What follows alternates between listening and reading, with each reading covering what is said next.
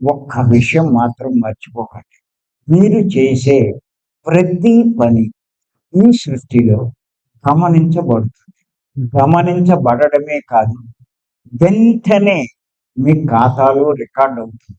Record చేయబడడమే కాదు, సమయ సందర్భానుసారంగా దాని ఫలితం ఖచ్చితంగా మీకు అందజేయబడుతుంది.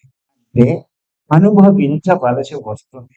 అనుభవించేటప్పుడు బాధపడితే ఎవరేమి చెయ్యగలరు? దైవాన్ని నిందిస్తే ప్రయోజనమేమిటి? చేసుకున్నది అనుభవించి తీరవలసిందే. ఎలాంటి వాడైనా, ఎంతటి వాడైనా ఎవరికి మినహాయింపు ఉండదు. భగవంతుని లెక్కలు ఈశ్వరుడు, పేదవాడు ఇద్దరూ సమానమే. ప్రైమ్ మినిస్టరు సామాన్యుడు, ఒక పండితుడు, చండాలుడు. ఆయనకు అందరూ ఒకటే. అందరూ అదే శ్మశానంలో పోల్చబడతారు. డబ్బు ఎక్కువ ఉన్నవాడిని స్వర్గానికి తీసుకెళ్ళి పోల్చడం. ఇది మర్చిపోకండి.